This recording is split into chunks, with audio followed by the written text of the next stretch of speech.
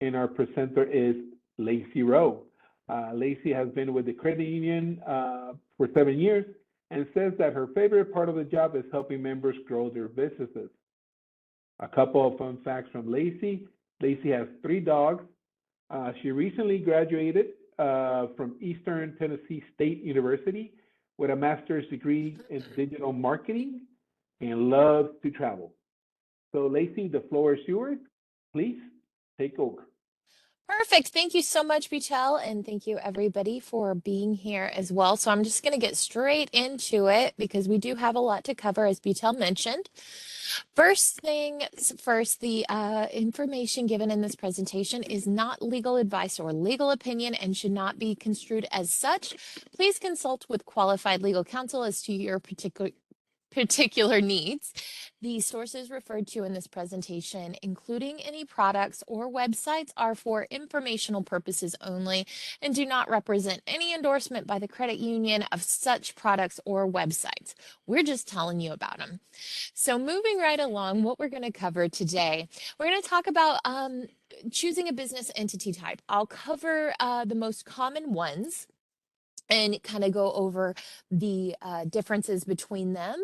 And then we're going to talk about building your business brand from the beginning. If you've got a new business or you're starting a new business, it's important to start off on the right foot as far as branding goes. So we'll talk about that. We're going to talk about marketing your social media, your business on social media. We'll talk about protecting your small business, and then we will talk about our own credit union small business solutions, so how we can help you out in your small business journey, and then of course our Q&A at the end. So let's go to our first poll question. That is correct, Lacey. Mm-hmm. Thank you. Like Lacey mentioned, this is our first poll. So the question is, where are you joining us from today? And I kind of said that earlier, preparing you for this, basically. So A, work, B, airport, C, home, D, resort, E, other. So Lacey, where would you like to be at this Where moment? I'm pretending that I Yes. am on vacation in Paris. How about you? There you go. I'll be with you, but I'll be in a resort, probably in one of the islands out there, enjoying the water and enjoying the sun. So, Yes, that sounds very nice. yeah. So hopefully we get a lot of people saying that they are joining from a resort or something to that Resort. matter. Yeah, right? Yes, absolutely. That'll be so cool. All right. The survey has closed, and let's see what it shows here in our. Let's see if we can see this here for a second. And I see the results. Do you? well, that's what I'm trying to get here. Give me a second. Okay. Uh, so based on this, it looks like having a little, let me see, difficult here reading the poll, but it looks like the Okay. majority is coming from home. Home. Yeah, home. There's If no I'm place like home, right? Good correct. for you, And everybody that's in here. others have answered no, there's been no answer, or like I said, home itself or from work. Or So from we're, work. yeah, so we're glad that you're taking your break time, even from the airport. So we're glad you're taking your time from home to join us, and those at the airport at work. Thank you again, and hopefully it's a room full of coworkers taking advantage of this. So All right. Lacey, back to you. Awesome. Well, thank you all for being here. Okay, so let's go straight into it. Business entities. The first one we'll talk about, and before I get started on this, this isn't the exhaustive list of every single business entity, but these are definitely the most common. Some states even have certain business entities that are available in that state and not available like across the country. But these are the most common types. Your business is probably going to fall into one of these types or categories to set up your entity. Okay, so sole proprietorship. A sole proprietorship is a business that has no separate existence from its owner. So essentially, it's you doing business as another name. So you can be Mary's Cupcakes, or you can do business under your name, Mary Smith. The sole proprietor owns the business and is personally responsible for all of its debts. So, if the business owes any debts, then the person the sole proprietor owns those debts. In addition to this, if the business experiences any legal litigation, then the sole proprietor, is going to experience that as well. Now, I'm going to explain that in more detail whenever I'm talking about business entities that do have a separate existence, but I just wanted to mention it here. There is no difference between you and the business as far as that is concerned. Income and losses are all taxed on the sole proprietorships. It's all taxed through the individual's personal income tax returns. So in a lot of cases, it's actually easier to do it that way because you only have the one tax return, and it's less paperwork, less complicated. Next type is a general partnership. A general partnership is arranged by which two or more persons agree to share in all assets, profits, and financial and legal liabilities of a business. So this type must include at least two entities. So I say entities because a LLC and a person could be in a general partnership. So it's not necessarily two humans, but most of the time it is. Compared to a corporation or an LLC, it costs very little and requires far less paperwork. These are filed again at the county level. Sole proprietorships are as well. So you go to your county clerk, or depending what part of the country you're in, it could be called your parish clerk. But you go to that person and you just register and you get a certificate that says I'm doing business, or me and my partner are doing business as. All partners are personally responsible for any liability that the partnership may incur. So keep this in mind. So say two people own a general partnership and one of them pays all their taxes on time and all of that, and then the other one doesn't. That could come back to both partners because there is no separation there. It just all of it is in one. So keep that in mind if you're choosing this as your business entity. Partners responsible for their own tax liabilities. So partner A needs to pay their taxes and partner B needs to pay their taxes on what they earn as well. Okay. Moving right along to LLCs, or a limited liability company. LLCs are independent legal structures that are separate from their owners. So unlike the previous two business entity types, there's a separation between the person or people or entities who own an LLC and those people. Okay. The members of an LLC are not generally not personally liable for the company's debts or liabilities. Now, I do want to add a caveat here. If you take out a loan for your LLC, or if your LLC gets a business loan, most places do require what's called a personal guarantee, which is essentially saying if the business can't make the payment, then the person who owns the business will.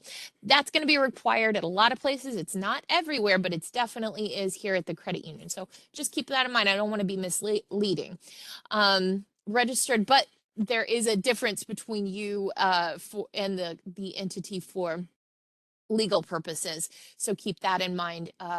If somebody wanted to sue an LLC, they can sue for the assets that the LLC owns, but not the assets that the members or the owners of the LLC have. So that is a legal protection. That's really the main purpose that most people choose this type of business entity instead of a sole proprietorship or a general partnership. Owners of an LLC are called members. There is no limit to the number of owners or members of an LLC, and it's governed by an operating agreement. Now, these, everything that we'll talk about as far as the business entities go from here on out, these are all registered at the Secretary of State. So it's not at the county level anymore. And generally, it's a bit more paperwork and a bit of a higher fee to get it going. just keep that in mind. Okay, limited liability partners or partnerships. It's similar to an LLP in many ways, or an LLC, excuse me, but it's an LLP. It's a formal structure that requires a written partnership agreement and usually comes with annual reporting requirements depending on the state in which the entity is formed. Now, not every single business type is going to be able to even qualify to be an LLP. You have probably seen LLPs if you've ever been to or driven by a lawyer's office or even a doctor's office, where you walk in and it's one building and you check in with the person, but there might be 7 or 8 or 20 or more doctors that or lawyers that this person will help you get to the right place. That is a LLP. This is a group of people who have agreed basically to share in some of the same resources, so they can share the same staff between them. They could share, the building or equipment, so that each doctor doesn't have to own their own x-ray machine. For example, the LLP could own the x-ray machine and then all the doctors could use it. So that's exactly what the purpose between this is. There's a separation between partners in case of legal litigation. So if you were to, or if one partner were to experience that, not all of the partners are going to be affected and their assets won't be at risk. However, the assets of the LLP could be at risk if one partner did experience litigation. So again, registered at the state level, requires at least 2 owners, and the partners receive limited personal liability. So that's the main reason for going with this one, is that you are a bit more independent from the partners in an LLP than you are in an LLC, where if 2 people or more own an LLC, they're kind of lumped in there together as far as that goes. A corporation. All right, a corporation is sometimes called a C Corp. It's a legal entity that is separate from its owners, and corporations can make profit and be taxed and be held legally liable. So again, you have that separation between a corporation and those who own it. But unlike an LLC, a corporation does have a double taxation aspect to it, where the corporation will pay taxes and the person who owns it, or the directors, will also have a tax obligation as well. So there's a double taxation there that you can avoid with an LLC, but it's there with a corporation. And there's a way to avoid it in one instance, but I'll talk about that on the next slide. You'll need to file articles of incorporation with the state. Corporations have shareholders, directors, and officers. If you are on the board of directors, you own the LLC essentially, or excuse me, the corporation essentially. So if, for example, if we were to open an account for a corporation, we are going to verify who is on the board of directors and make sure that those people are on the account as well, not necessarily shareholders and not necessarily officers. And they are required to elect a board of directors. It could be just one person, but it is a board of directors is required. And it's subject to more regulations and formalities due to complex tax rules. And they pay income tax based on their profit and when dividends are paid. So when the shareholders get paid dividends, there's a tax there, and its existence is perpetual, meaning if one of the directors does leave the company, the rest of the company can kind of go on relatively undisturbed. So I'm going to move on to the next slide, which will make more sense as far as that double taxation thing that I mentioned on the previous one. An S Corp. So this is a type of corporation that has a specific tax designation of an S Corp.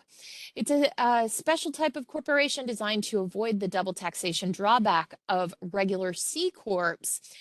Now, S corps will allow profits and some losses to be passed through directly to the owner's personal income tax without being subjected to the corporate tax rates. However, unlike C Corps, S Corps, for one thing, they must file with the IRS to get the S Corp status. So what you're going to do if this is your business entity type, you're going to file as a corporation with your Secretary of State. And then you are going to file with the IRS to get the S Corp status. So you're not going to experience that double taxation. This is really important because these are two different entities. First, you're registering with your state, then you're taking another step with the IRS to get your tax designation as an S Corp. They can't be owned by other corporations, partnerships, or mini trusts. Most trusts can't own a S Corp. And again, they're pass-through tax entities. That means if you have an S Corp, it's only you that owns it. And it can, instead of paying taxes both at the corporate level and as at the personal level, it's just going to pass through that and all be taxed through the owner, the S Corp owner, basically. So that's the main benefit, is that avoiding that double taxation if you want to have a corporation.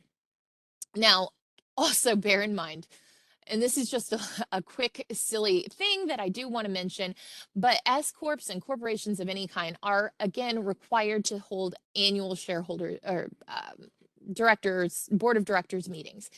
What that means is even if it's just yourself, you need to have that meeting at least once a year, and you need to take minutes for that meeting. It's important, it's required. You don't really send it anywhere. It really comes into play if you experience litigation and their lawyer subpoenas those records. You want to be able to produce them. So even if it's just you, have a meeting by yourself and discuss your business and take meeting minutes. So moving right along to the next type, let's talk about nonprofit corporations. These are often called 501c3s, and it's an organization that exists to do charity, education, religious, literary, or scientific work. And because their work benefits the public, nonprofits can receive tax-exempt status, meaning they don't pay state or federal taxes on any profits that they make. Again, this type of business entity, just like the S Corp, it starts out as a corporation. You complete the paperwork and the filing to create a corporation with your state, with your Secretary of State. And then once you have that, then you go and file as a 501c3 with the IRS. So just want to make sure that you know this, so that you know there's an extra step to take if this is what you're opening, because I don't want you to find that out come tax time. Okay. You must file with this IRS. Sorry, I was looking at the notes. Directors and officers are not personally liable for the organization's debts and liabilities. So there's that separate existence from the board of directors, and they must follow organizational and operational rules very similar to a regular C Corp. As you can imagine, the federal government is saying, hey, okay, you get to not pay taxes. But the trade-off is that you're going to have some rules that you need to abide by. So just keep those in mind, and always just know what they are, and make sure that you're not breaking any rules so that your tax-exempt status stays in place. Okay, we're going to change topics a little bit, but before we do that. Yes, thank you, Lacey. Those out there near the poll, as you see, what is the most common businesses or business entity type in the United States? Would that be a sole proprietorship, A, general partnership, B, limited liability corporation, C, or LLC corporation, D? Let's see, Lacey. I'm going to say, and again, I'm not an expert on this, you are the subject matter expert, that mostly C, limited liability. Okay, Okay. So So you're let's thinking, see. see, that does make sense. I understand probably the thought process. There's a bit more legal protection with an LLC than anything else. But you also have to consider that sole proprietorships and general partnerships are so much easier to form. So do most people go with that first? I don't know. We'll find out. Yeah. All right. Let's see. We got the poll has ended, and we have that the majority believe that is LLC as well. Then we have sole proprietorship and no answers. So we have a few people that are not answering. Again, this is the volunteer, the participation, but again, it's a matter of we would like to know what you know in order to Yeah. add more or change subjects itself. So Lacey, you being the subject matter expert, what can you tell us? Okay, well, actually, the majority of you are correct. Those of you who said LLCs were correct. That's 35%, while 33%, so just a little under that, are structured as sole proprietorship. So LLCs and sole proprietorship are the top two. The rest are either corporations, S corps, or partnerships. And only a very tiny 2% use the partnership structure. So most people, they want to have that a little bit more independence, I guess. All right, so moving right along, we're going to talk about something else entirely. So at this point, let's say that you've decided on your business entity type and you have decided what's going to be best for you. You've established it, and now you got to build your brand. So what are we talking about? Okay, so a brand's identity is a brand is an identity or a person's perspective of a product, a service, or a experience or an organization that helps differentiate it from the competition while establishing customer loyalty. So if you think about it, it takes vehicles, for example. Without branding, every single vehicle out there would be evaluated the same, right? There wouldn't be a need to have a Nissan and a Toyota and a Lexus and a Ford or anything like that because they're all the same. But that's not the case. Each of these brands that I just mentioned, they have their own identity, right? And they also have people who think that that is the best.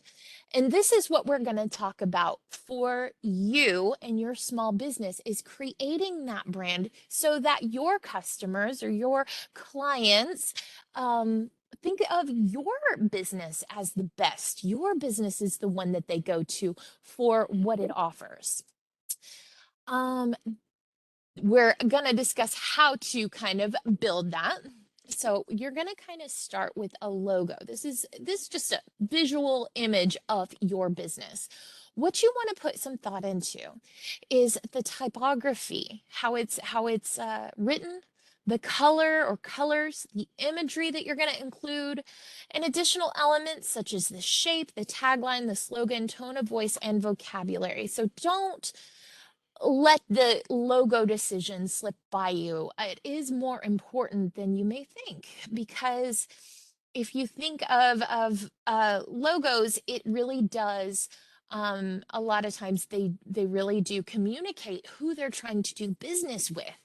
So if a logo is bright pink and frilly and pretty, they might be trying to do business with a different group than if a logo is block letters and straight to the point and all of that. And whichever one best represents your business, maybe that should be present just in the logo before we get into anything else. It's very important. For example, let me give you an example of how important it can be. There is a color. It's called Tiffany blue, and it's like this kind of teal blue color. It's very specific. You can Google it if you don't know what the color is, but that color exists because of a jewelry store called Tiffany & Co. Jewelry. So that specific color of Tiffany blue exists because their bags, their boxes, their products are all put in this special Tiffany blue box. And it is now so well known that they get their own entire color, and you could paint your house that color if you wanted to. So that is an example of some very good branding on the part of Tiffany and Co. because they have their whole entire color. Imagine if someday your small business can have a color that is, Jane's Cupcakes blue or whatever. And helpful resources for creating your logo for your business. So if you want to go at this yourself, you're pretty tech savvy and you're pretty artistic and you can create your own logo, or you have a great clear idea of what you already want. You don't want anybody else to touch it. Go ahead and create it yourself. Here are some resources, but you choose what you like and what you're comfortable with. Canva.com, it's very intuitive, very easy to use, and Crello.com. These are both very good tools that I myself have used in my digital marketing, and I think that they're easy. And again, even if you are like me and I'm not a graphic designer, you can really come up with something that looks very nice with these tools. And then if you want somebody else to come up with it for you, you can hire a freelance graphic artist on Fiverr.com or Upwork.com. Both of these I've used, again, both of these for things that you don't want to do or you want somebody else to do. And a great thing about these websites is you can kind of see what they've created for other people, and you can find a graphic designer or graphic artist who really speaks to you, who you believe can really create something that is unique and memorable for your business. Now, a quick example of excellent branding, because we have time for it. I just wanted to put this in your head as a small business owner. The company Chanel, now they sell, if you don't know, they sell bags, they sell fashion items, and they sell makeup, and it's all very expensive. It's very, very nice. The least expensive thing you can get on their website at this time, it could change in the future, are these little cotton pads that you can use. They're used to remove makeup or put products on your face. They're cotton pads, and if you go to any drugstore or any place that sells makeup, you can find something similar. It's just cotton. It's just a little bit of cotton that you can use. However, the Chanel cotton pads cost $15. Again, they're the least expensive thing on the website. You can go get them for a couple of dollars anywhere else. However, if you buy just those cotton pads from Chanel, it's going to be shipped to you in this very, very well-branded, pretty box. You're going to open it, and everything is wrapped in this very specific shade of Chanel pink tissue paper, and you're going to have the little, thank you notes, and you're going to open it up, and it's going to have the little Chanel stickers with the, Chanel logo, and it's all just so fancy and it's a real treat for yourself. In fact, you can watch unboxing videos on YouTube to see people delight in this experience. And the point I'm making is that Chanel is creating a brand where they are saying, without saying it, they're saying if our logo is on it, it's special. It is luxurious. So even the least expensive thing on our website will be sent to you with this extraness, this attention to detail, and it will be special because it has this logo on it. Now, my point is, how do you create that experience for your target audience? Maybe you don't own and you're not developing a luxury brand, and that's fine. But how do you delight your customers with the experience of doing business with your company? That's what I'm encouraging you to challenge yourself, if you don't know, to just kind of think about that and think about how you can delight your people so that you can have that brand loyalty. Okay, So I clicked ahead a little early, sorry. But the next thing we're talking about is marketing your small business on social media. So, first thing you want to do, and actually, I would say before you even name your business or create your business entity, you're going to want to do this. Or at least search and make sure your domain is available for purchase. So you can secure the website domain www.yourbusinessname.com. Now you're going to read, a lot of people will say you need the .com, you need the, it can't be .net or .biz, and I don't think that's realistic anymore. That definitely was something that was way more popular belief back in the 90s and 2000s. They were like, you want the .com and nothing else. Well, at this point, as many websites as are out there, that's gonna be nearly impossible. It's not impossible right now, but it might be in the future. It's like saying no two people can have the same name. It's not practical. So if you need to get the .net or .biz, don't think that that's the end of all, hope for your website. That's just what I think. I think it's if you can get the .com, that's great. If you can't, that's all right as well. Secure your business accounts on all social media platforms. This is important. Even if you don't see yourself, even if you don't think you're going to use that particular social media platform, go ahead and claim the profile in your business name. You don't have to do anything with it. What you're doing is you're preventing anyone else from claiming that profile and possibly making other people believe that it's you and doing some brand damage. So just claim every single social media, even if you don't think you're going to be on there. If you're thinking, I'm not going to get on TikTok, still get the TikTok, okay? All right, and then you're going to set up your social media profiles.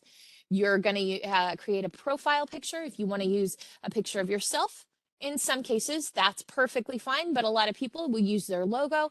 Again, create that brand recognition you just created, or you paid somebody to create that amazing logo. Show it off and let people see it. And then you're going to write an about or a bio. Remember this. This is important when you're writing your bio. Write for the people you want to do business with, not necessarily for yourself. So speak in a voice that they will respond to, that they will. So if you think that your clients are they enjoy a good laugh and they enjoy to do business with companies that are a little bit more approachable, a little more relatable, then have fun with humor or something like that. However, if you're looking to do business with people who are more straight-laced, they don't necessarily want to have that connection. They want to keep it all business. Then write from that perspective, if that makes sense. So just think about who your target is, who your best customers are going to be, and write for them in your bio. Always include a call to action. What do you want them to do? Go to your website? Do you want them to call you, set up an appointment, whatever it is? Just say it on your business profile. And create an intro video. Again, an on-brand intro video. If just create something that shows what you do, why you're special, why you're different from your competition. But videos are consumed the most often. People are paying attention to them the most often. Now, keep this in mind as well with videos, either your intro video or honestly any kind of video content. Just consider this. This is not just me saying this. This is actual studies show that most people, yes, they love to consume videos. However, they consume them without the volume on. Okay, so think about this yourself.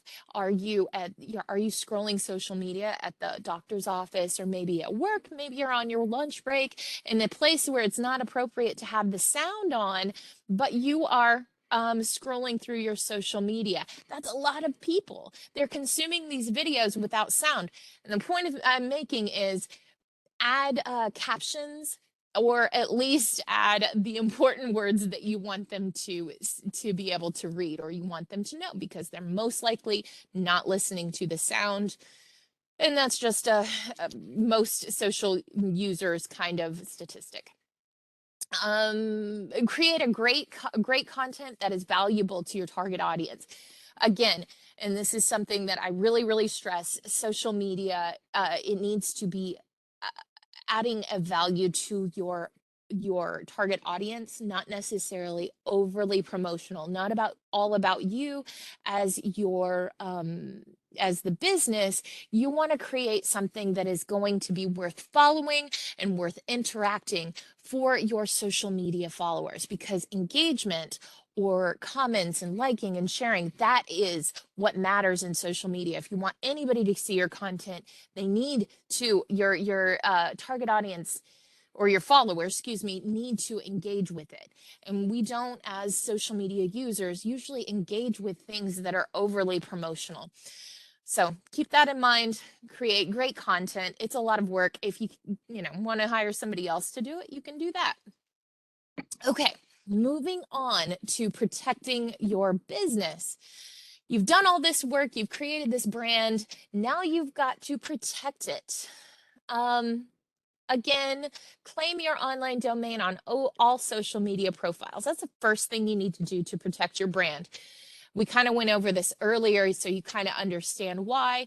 Even if you don't think you're going to use that social media, the last thing that you want is somebody else on it posing as you, or making followers believe that they are you, and either selling a inferior product or interacting with people in a way that your brand does not interact with people. So you want to prevent that.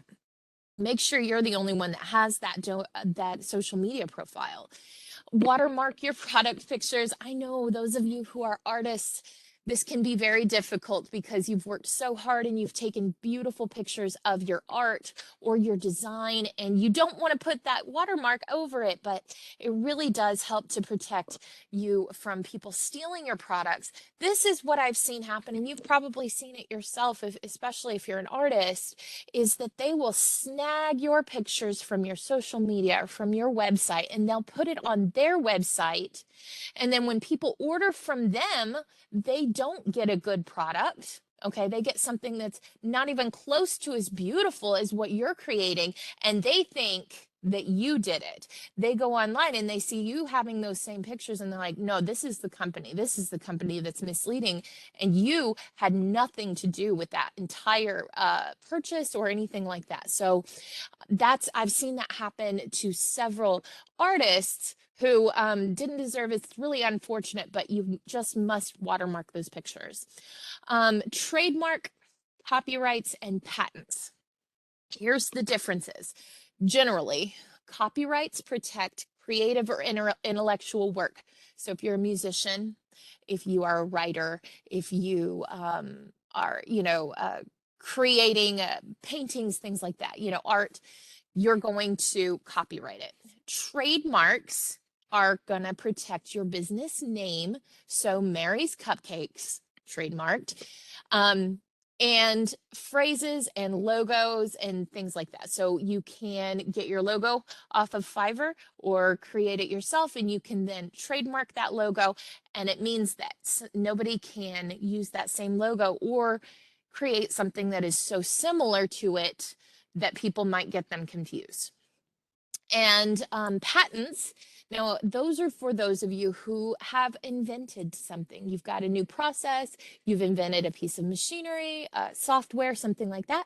You're going to get a patent to protect your products. Deciding what you want to protect and to what extent, that is up to you. Okay, at this point, it is up to each individual business owner. You can have a brand, but decide not to protect it by registering it as a trademark. And there's nothing illegal about that. However, if that is the case, anyone could misuse your brand or create a brand that is so similar to yours that people really can't tell the difference between them. So imagine if you will. And I know that this is a huge example that most of us small business owners, we wouldn't even be in the same league. But imagine, if you will, if you were allowed to open up a coffee shop and create a logo that is very, very, very similar to the Starbucks logo. You can't do that because it's copywritten, or excuse me, it's trademarked. But what if you could? Then everybody who came in there might think that that's where they're going, and they're not. Or that's the product that they're purchasing, and it's not. So just consider it. Again, most of us small business owners are not going to have audiences on that scale. So you might decide that it's not worth it. But again, put some thought into it regardless. Protecting your business with insurance. So again, these are different types of business insurance that you might want to consider, whether or not you need it. But again, this is not an exhaustive list. I'm going to say talk to an insurance provider. Man, they really know their stuff. Insurance people, we have a few members who are they can tell you right off the bat what kind of insurance is out there and what it does and what it doesn't do. Those insurance people, they're really on their business. So talk to your provider about what is needed for you. But we'll go over a couple of them, or a few of them, excuse me. Product liability insurance. This is insurance that if your product that you sell does some harm or damage, this type of insurance can protect you legally. So for example, if you say you create bath products and you sell this bottle of bath bubble bath, and somebody uses it and they say, this bubble bath stained my entire bathtub, and I'm going to sue you for enough money to replace my bathtub. Okay, so this would be where product liability insurance would protect you. Now, what it's going to cover is the costs incurred with a legal case. So you're going to need to hire a lawyer to protect yourself, and you're going to need to go to court, and you're going to have different costs incurred with that. That's what product liability is actually going to cover.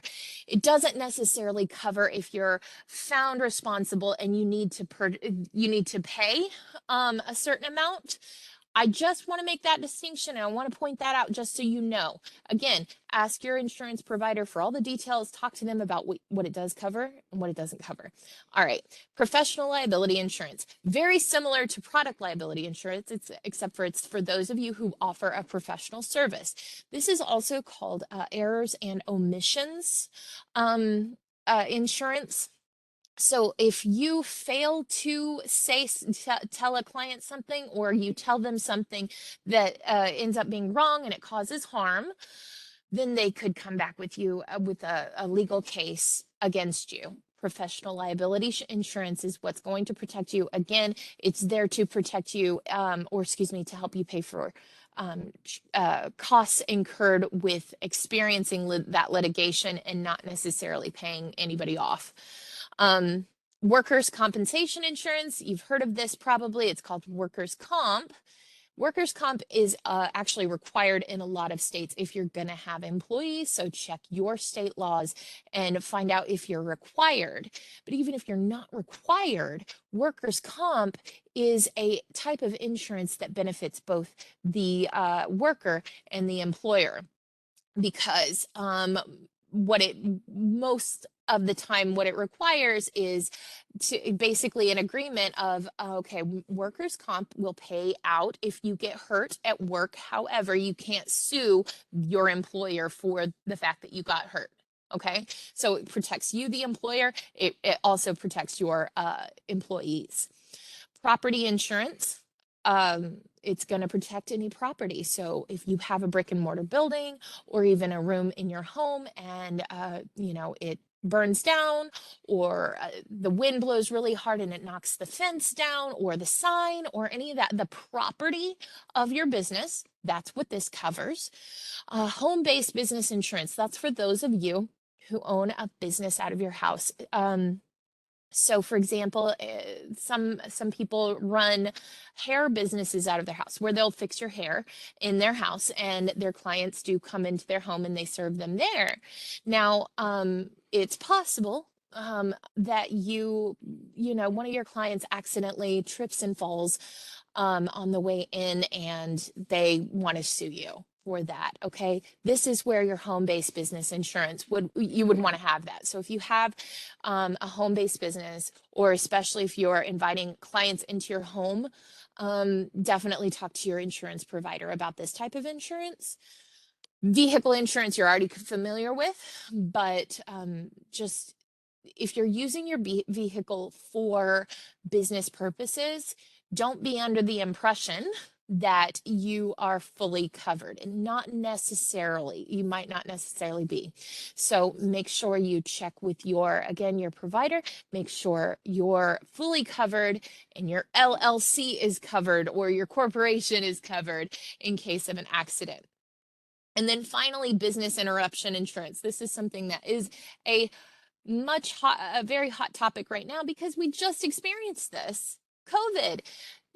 One day we were able to go and open our businesses and start the day, and then one day we just weren't. And we have all experienced that in the last couple of years. So this is a very real thing that happens. And that's what business interruption insurance is there for, is if you're not able to open your doors, you can make a claim on the wages that you would be paying out to your employees, on the rent that you're going to have to pay whether or not you open your doors, on the bills that you're going to have to pay, and lost income. That's what business interruption insurance will cover. Now, keep in mind, if you have this type of insurance, there's a couple of things that are really important. First, is that payouts are going to go off of your own records. So make sure you have all your financial records, all your business financial records. They need to be stored somewhere in the cloud. It needs to be one of those things that it's not only on one laptop or one place, because what if that laptop is stolen? What if there's a disaster or a fire or something and that laptop doesn't exist? You need to be able to have those records available so that when you make a claim on this type of insurance, you can send it right to your adjuster and they can send you the money that you need. The second thing you want to keep in mind is that business interruption insurance typically does require for your business to be interrupted for 1 week or more in order to file a claim. So if something happens and you only have to close for 1 day or 2 days or something like that, it's probably not going to be enough to file a claim. I just want to make sure you know that. And moving right along, I don't want to go over my time here. No, you're good, Lacey. Thank you again for all that information. Question number 3, true or false? Your full coverage personal auto policy will completely cover you if you are in an accident when you're using your vehicle for business purposes. We just went through this. So we want to see how many of you were paying attention. Correct. A, is it true? B, is it false? Lacey, I'm going to say that, based on listening to you, is that this is false. It's not covering you at all. I also want to say, Lacey, that we have somebody as an attendee that I believe we know, and his name is Omar, and he's one of those individuals that love name brands, and he loves the Versace brand itself. So, Omar. Hey, Omar. Yes, and that's a very great example. You love the Versace brand, and there's a very real reason that you love it. And that's what you want to create for your members or your customers, is that there's got to be a real reason that they love your product. Correct. All right, Lacey, let's see what we got. So we got that the majority said false. There were a few that said true, but okay, it's understanding. And again, some of them decided not to partake on it. But again, no, your personal insurance will not cover you for your business purposes. So again, like you said, it's not necessarily, it's not necessarily guaranteed that they're going to completely cover you, and there's a whole lot of details. So definitely make sure that if you are, even if you're driving for Uber or a gig work or something, make sure that you're fully covered, because I have run into members who have had that very problem, unfortunately, and they had no idea. All right.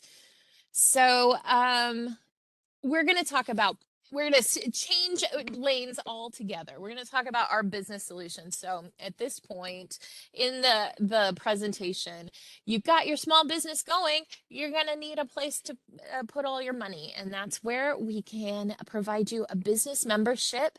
You're going to have a business checking, excuse me, you're going to have a business savings account and at least one checking account, but you can have up to 9. There is a minimum deposit in each account of only $25, which is so much less than most places. Now, it is also, there's no monthly service fee for our business accounts. Again, that's a wonderful way that we're different than a lot of other places.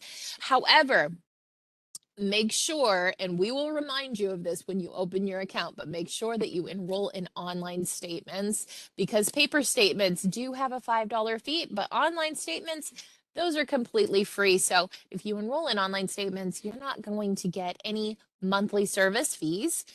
Those are the main points. And of course, you know, here we've got the bullet points here as well. But if you have any more questions, just get in contact with us. We'll be happy to send you more information or just discuss it with you over the phone, whatever you would prefer. And then once you have your account open, maybe you're looking for a business loan of some sort. So we have business overdraft protection loans. We have business auto loans. Now, the $40,000 max, that is if your business is less than 2 years old. So if your business has filed taxes less than 2 times, so 0 times, 1 time, then you can qualify for a business auto loan up to $40,000. And if your business is more than 2 years old and you can produce at least 2 years of the last 2 years of business tax income, then that $40,000 cap goes away. We can loan much more. And again, that's auto loans. So you can get a plane, you know, different types of vehicles can fall under that as well. Boats, things like that. We can also do equipment loans, real estate loans, residential real estate and commercial real estate. We offer loans for both of those. Those real estate loans are, they do require the 2 years of business tax income history. So it's not available to businesses that are brand new or less than 2 years old. Business lines of credit, overdraft protection loans again, and then the business Visa card. Now, again, if your business is less than 2 years old, you can qualify for up to $20,000 of a credit limit on that Visa Platinum credit card. But if your business has the 2 years of income history, you could qualify for up to $50,000 on that. And then moving along, here's our contact information. So if you have any questions, please get in touch. There's our phone number, our email, and of course, if you want the deck of the slides, then you can also request those. You're going to get it's sent, you request that in the, what is it? The feedback, right? Survey. On the survey, yes. Okay. All righty. So that's about it for me. How about you, Bitel? Well, for us over here, thank you, Lacey. It's a lot of information that you give it to all of us here. And I'm glad to see some familiar faces or familiar individuals on the list of attendees. We just want to get back right into this. We only got a couple minutes left and we may have a couple questions here. So as you can see here, let us be your financial first. So by that, what we mean, let us be the first one to review what you currently have. You know, we want to make sure we're the first ones helping you take the right steps towards financial wellness and getting financially fit. So let us review your financial needs. Let us review to see what kind of savings accounts you have. You know, a lot of people have savings accounts, but they're not getting anything paid back in return. The credit union pays back in return. It may not be a huge amount, but still, not only in savings, share certificate, emergency fund, also within our checking accounts, we pay back with some of our products a pretty decent rate on checking account, and as well with our credit cards. When you compare out there, no annual fee, interest rate lower than a lot of those credit cards that you may have in your pocket right now. Again, let us be the first one to look into your vehicle loan A lot of people have double digits on their cards and stuff like that.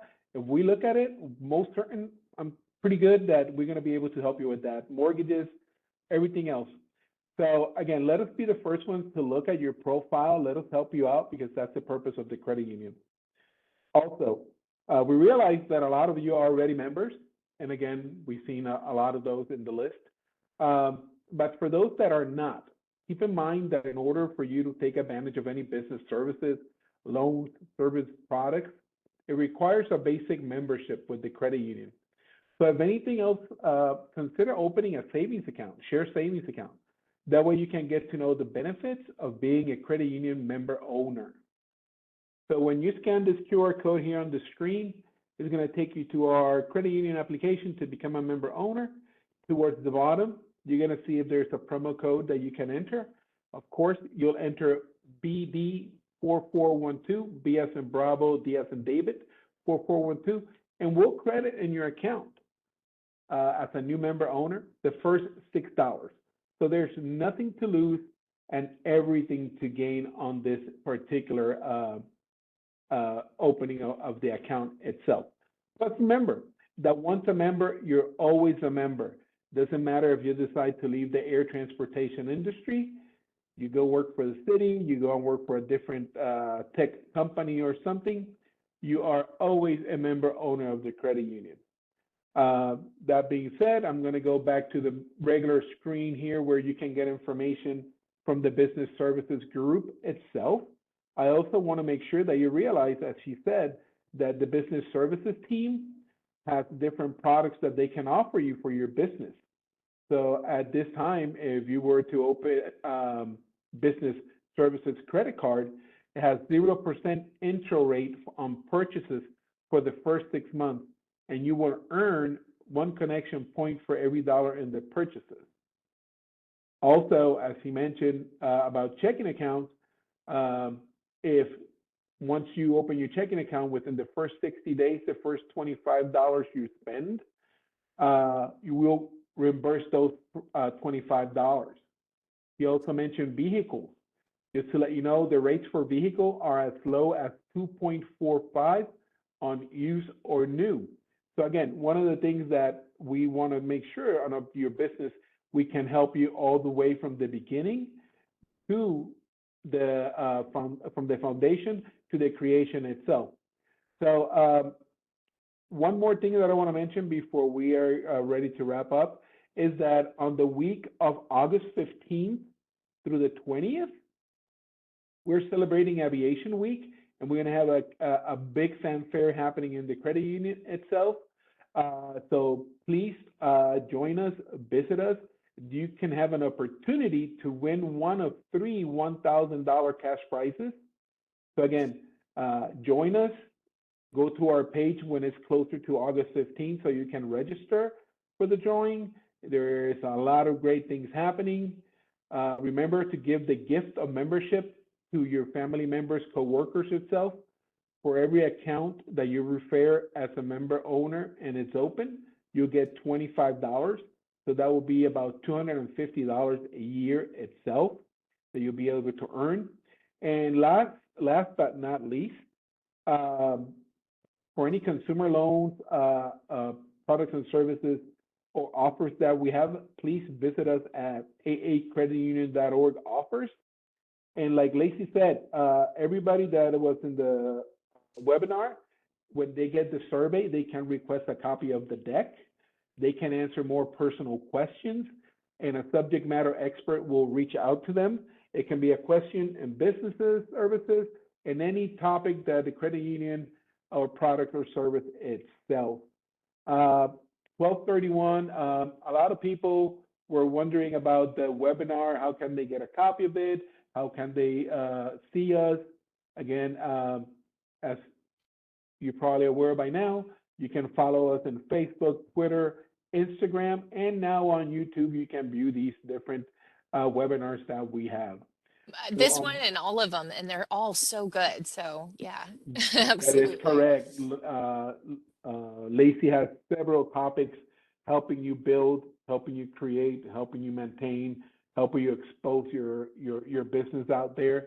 so it grows into something bigger. On my behalf, thank you for everybody for joining. For those that are celebrating by any chance Christmas in July, happy fanfare or any other type of celebration that you may be celebrating out there. Best to you. Stay safe. Lacey, any other words you want to share? Just thank you so much for being here. We appreciate you. Thank you, everybody. We'll see you next week. Don't forget to visit us at the Credit Union website, events, and you can see the August webinars that are there already available. Thank you again. Have a great day. Bye-bye.